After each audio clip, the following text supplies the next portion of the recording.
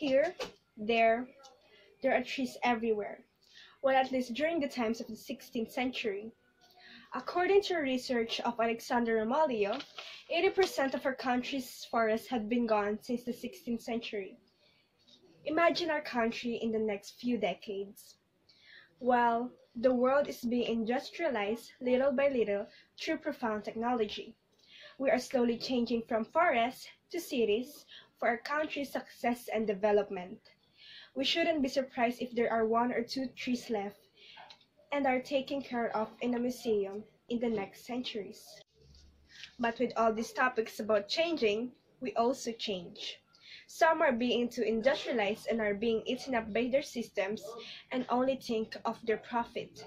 Some end up being worse than before, like how someone could be rude enough to steal from Mother Earth.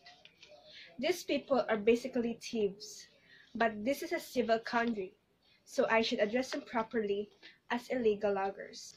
According to Executive Order Number 23, Series of 2011, whereas it is imperative to arrest the degradation, pollution, and contamination of river, water systems, and to stem the wanton destruction of the forest resources. And to add to that, the Article 7, Section 2 of the 1987 Philippine Constitution states that the exploration of natural resources shall be under the full control and supervision of the state. The government is doing their job, which is to preserve and to take right into giving what our environment has to have. Illegal loggers, on the other hand, is doing the contradictory of that and being not aware of the consequences of their actions. Illegal logging is a source of income for most people in mountainous areas or those who live in forests. In irony to what I had said before, others could say that they have no choice but to have it as their own source of income. Most of the jobs that are available are in the urban regions. They are quite wise to use their surroundings as their source of living. But why not? It's not their fault that they live on those places and they have no choice but to do what is available in their area. That is quite wrong. There's always an option in living and they could migrate in urban areas, although it is quite hassle to do so. But why not? They are not aware of the laws and ordinance in the country. Well, they should be, not because you are living in a place where there is no media to get information, it doesn't mean that you are exempted in doing those illegal things. And besides, you could do it legally once you get permission from the officials. Another aspect of why illegal logging should be stopped is its risk in the environment.